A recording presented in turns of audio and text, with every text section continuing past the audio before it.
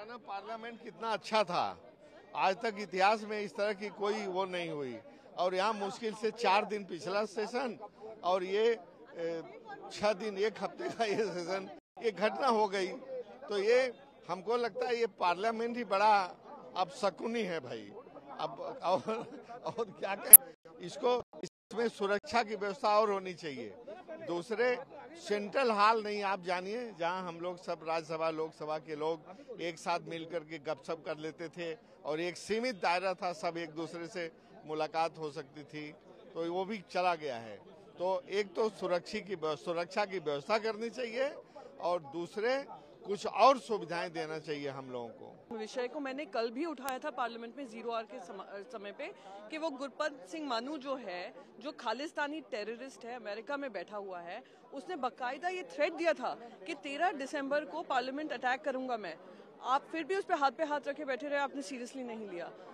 Last session में इतनी महिलाओं की संख्या को लेकर आ रहे थे, कौन साइन कर रहा था? वो लोग नारेबाजी कर रहे थे मोदी जी के लिए।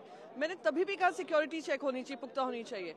Temple of democracy, in the mother of democracy पे इस तरीके का हमला होता है, ये दिखाता है सिक्योरिटी ब्रीच है और उस पर कार्रवाई होनी चाहिए और थोड़ी, मैं मानती हूँ, सख्ती बरतनी चाहिए। जिस तरह से भारी समय विजिटर्स आते हैं, कोई कंट्रोल नहीं है, कोई नियंत्रण नहीं है। Suddenly two people from the visitors galley jumped into the house. They had canisters and these canisters were emitting yellow smoke. One was attempting to run towards the speaker's chair. He was overpowered by members, and I do not know, they were shouting some slogans which I couldn't make about. But the fact that there were 2 people who could come into the visitors galley with canisters which could emit smoke, this smoke could have been toxic, it could have been poisonous, or it could have even been smoke bombs. We do not know. But it emitted an yellow smoke, and this is a serious breach of security, especially on 13th of December, the day in which Parliament was attacked in 2001. How much would have been the age, sir? It was a terrible experience. It is inside the floor of the house. Suddenly we found person jumped, and one is coming gradually forward. What is the target? How? Why they are moving like this? Nobody could guess. Suddenly some smoke started penetrating. It's a yellowish color. So all were in a nervous mood. I was expecting maybe they are going to blast something, or maybe they are going to shoot somewhere. But ultimately all left the house. It is a security lapse. Today is the day. We should not forget that it is the day particular when our parliament was attacked.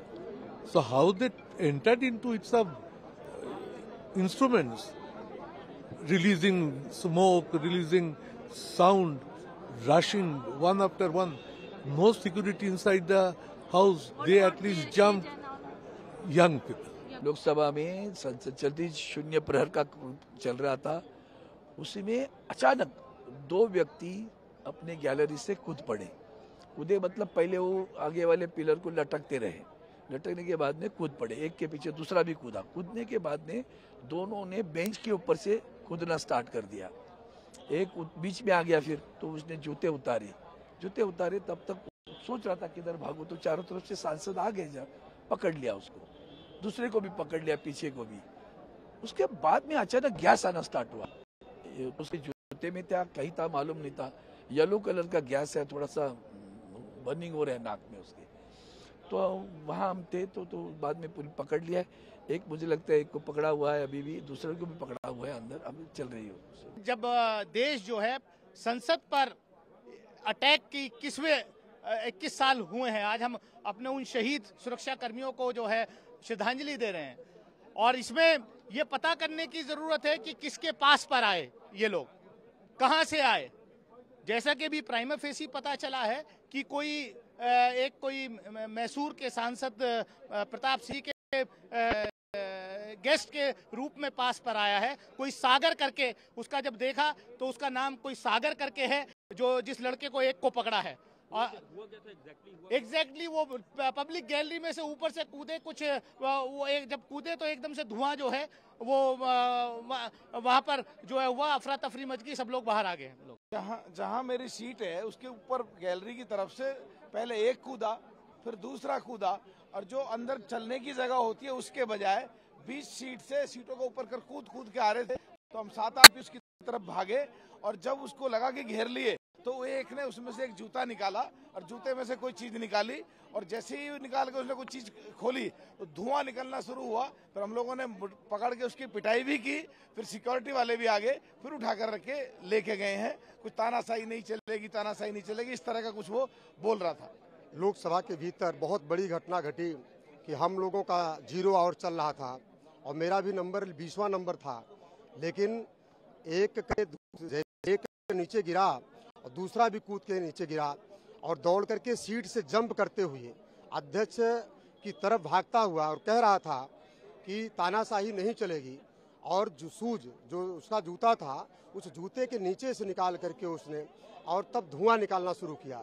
उसके बाद हम सभी MP वहां पर इकट्ठा होकर उसको पकड़ने का काम किया, मारने पीटने का काम। उसके बाद सिक्योरिटी आई। तो ये बहुत बड़ी घटना है और जिस तरीके से ऐसे लोग लोकसभा की कार्रवाई देखने के लिए आते हैं, आज तो ये नॉर्मल घटना थी, लेकिन इसके बाद बहुत बड़ी घटना हो सकती है। इसको भारत सरकार को गंभीरता से लेने की जरूरत है। जहाँ पर लॉबी बनी है, जहाँ पर अपने बैठते हैं, उसे एक बच्चा एक लड़का कूद के उसने और दौड़ने लगा वो पीठ की तरफ दौड़ने लगा। उसने जूता निकाला, जूते के निकाल के उसमें से उसने कुछ पाउच टाइप निकाला और उसमें येलो पीले कलर की गैस उसने छोड़ी। फिर वहाँ पे हमारे माने सभी सांसदों ने उसको पकड़े उसको पिटाई भी की, फिर उसको सिक्योरिटी को सौंपने का काम किया।